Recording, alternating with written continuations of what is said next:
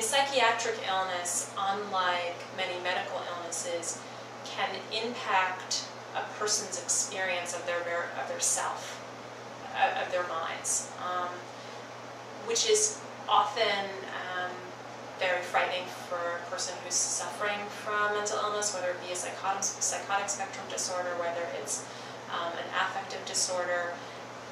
People can experience themselves as different when they're suffering with psychiatric illness.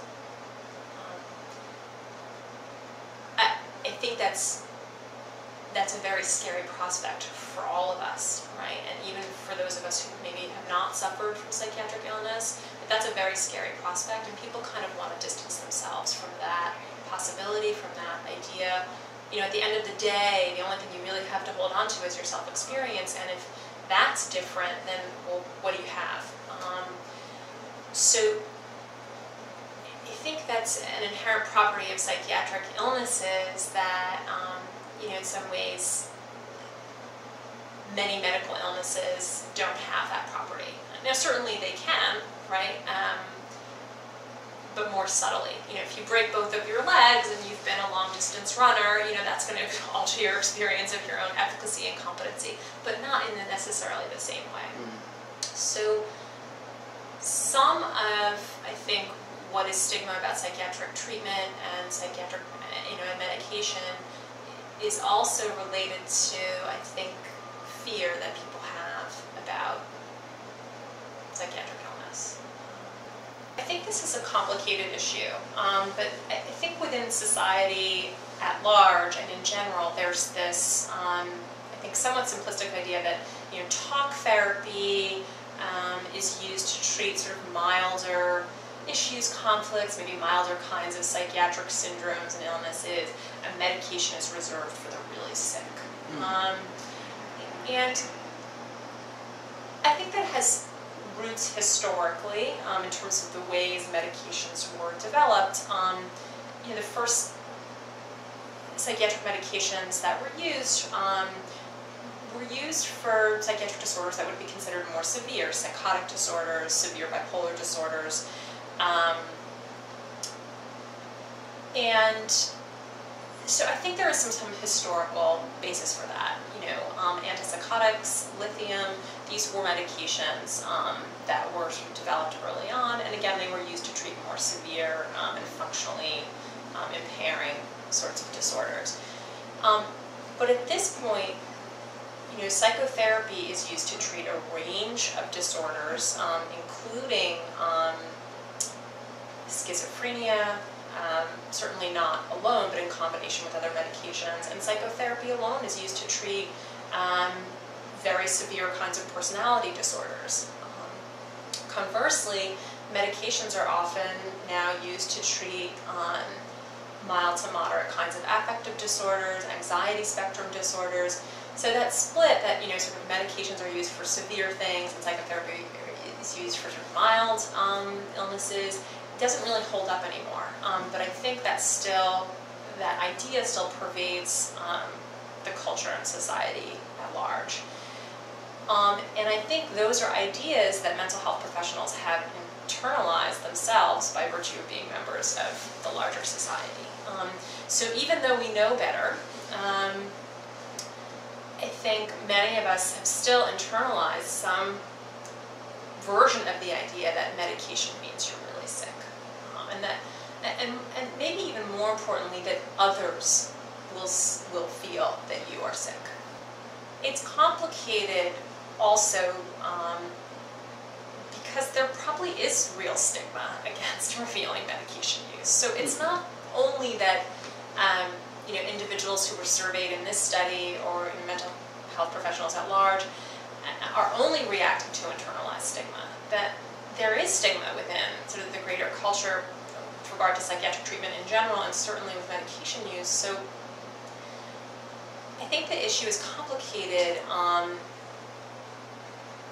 I'm not advocating, that individuals should go around and say, hey, I use medication or I take such and such medication. because it can have consequences. But as a whole, in terms of the field and the field's effort to, again, kind of debunk some of these misunderstandings about medication, I think it probably does impact people's willingness or ability to see this as a problem worth addressing in the larger society.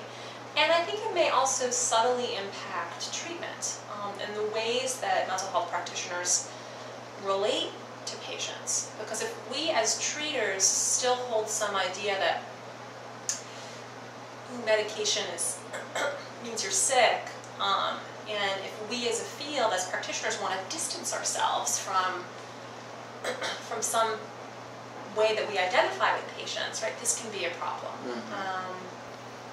In our study, residents who had been in psychotherapy were more likely to recommend psychotherapy to their patients.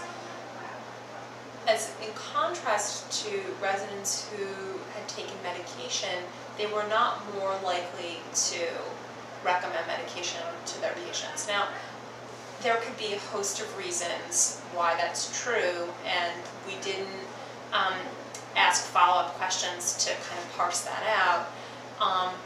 But one speculation is that even internally, residents who've taken medication kind of want to distance themselves from that experience, and so may not,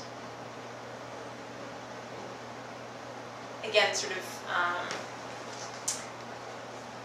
may not feel that has been sort of helpful or beneficial to them in a way that they want to sort of then recommend to other patients. Now, certainly, residents, presumably who have taken medication have been writing prescriptions for all kinds of medications during their residency, so we don't know, I'm not suggesting that they're not giving their patients medication, but just would they feel sort of more likely to recommend it? And the answer in our survey was not really. I think people have been making an effort to address this, but I think this is a sort of a more subtle kind of stigma and subtle discrimination against it, separating out sort of talk therapies from medication.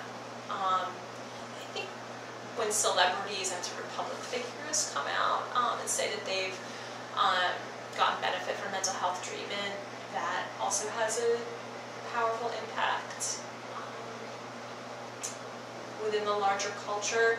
And it's one of the things that I actually advocated for in terms of individual training programs and psychiatry and psychology departments, that I think it would be helpful for young trainees to hear from senior members of senior colleagues, supervisors, that they themselves have benefited from treatment, I guess in this case with medication in particular, that when it's someone who is respected or seen as senior, whether it's within the profession or sort of a celebrity or public figure, I think that can be enormously helpful for people to kind of look at and say, okay, maybe this is okay for me too. Within society in general, it has gotten easier to talk about medication use. There have been memoirs written about psychiatric treatment and medication. New York Magazine had a piece on sort of medication use. I mean, it's sort of all over the media and within pop culture that, in some contexts, medication is seen as something that may be okay to do.